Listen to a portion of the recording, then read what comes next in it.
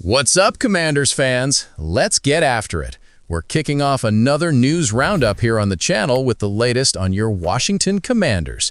As always, we're keeping it fast, objective, and fully updated. If you're new here, hit that subscribe button. We've got daily videos to make sure you stay ahead of the game. Do me a solid, smash that like button right now. It helps the channel grow and keeps me hyped to keep bringing this heat to you. To get things started, we've got a massive update shaking up the league. PFF just named the Commanders as the ideal landing spot for Jaelan Phillips in 2026. The edge rusher, who was a total game changer for the Eagles late in 2025 after being traded by the Dolphins, is about to hit the open market as a top-tier free agent. Here's why Adam Peters is locked in on him. Elite pressure machine. Even without a crazy sack count, he had 5.0 total in 2025. Phillips posted the 7th highest pass rush win rate in the NFL at a staggering 19.1%. Pure consistency. He ranked in the 85th percentile for PFF pass rush grades. The prime factor. He's only 26 years old, just now entering his physical peak. Now, the Eagles are in a major bind. They loved what they saw from Phillips, but their cap situation is a nightmare. They've only got about $10.4 million in wiggle room.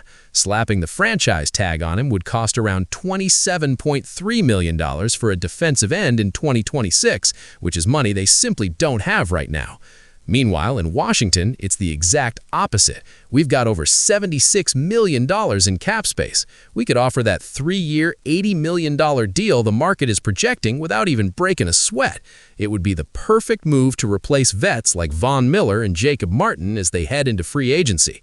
Of course, it's not all sunshine and rainbows. Phillips has a scary injury history, an Achilles in 23 and an ACL in 24, making him the definition of a high-risk, high-reward bet.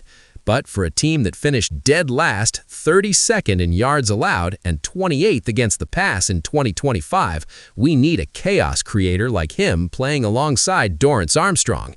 Adam Peters' plan seems crystal clear. Use our financial muscle to snatch the best defender away from our biggest rival. But I want to know what you think.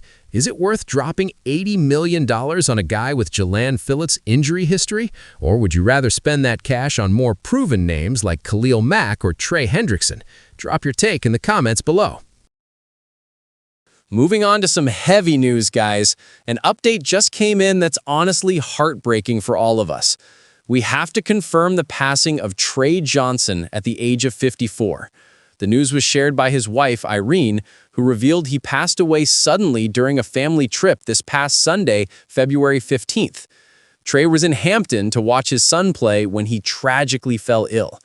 For the younger generation of fans who might not know, Trey Johnson was an absolute pillar for Washington. 1994 draft, a second-round powerhouse out of Temple. Pro Bowl and All-Pro, in '99 he was elite, one of the best guards in the entire NFL, leading our O-line during a massive playoff run. The identity.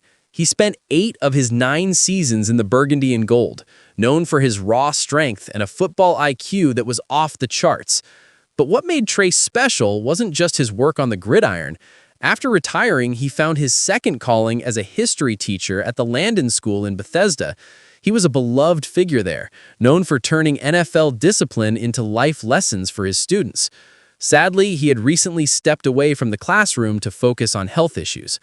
The Commanders released an official tribute on social media, and the shock is being felt across the league. Former broadcaster Chick Hernandez remembered Johnson as one of the smartest players he ever covered. This loss hits even harder because it's the third legend we've lost in just 10 days. First, the GOAT, Sonny Jurgensen, passed on February 6th at 91. Then, Super Bowl 22 hero Barry Wilburn left us on February 8th. It's a tough time for the Washington family.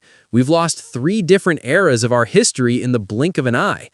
Trey Johnson left his mark in the history books and in the hearts of thousands of students. What's your favorite memory of Trey Johnson in a Washington uniform? Or maybe you were one of his students. Drop a comment below. Let's turn the comment section into a tribute for a true icon. All right, to close things out with some massive news, the big rumor today is that with the uncertainty surrounding Deebo Samuel, the Commanders are officially eyeing Wan'Dale Robinson. He's coming off a monster 1,000-yard season for our rivals, the New York Giants. Robinson is the kind of player that keeps defensive coordinators up at night. He's a separation machine and averaged an incredible 7.2 yards per target in 2025. The plan? Bring him in to be the master of the slot, which would finally give Terry McLaurin the freedom to dominate on the outside.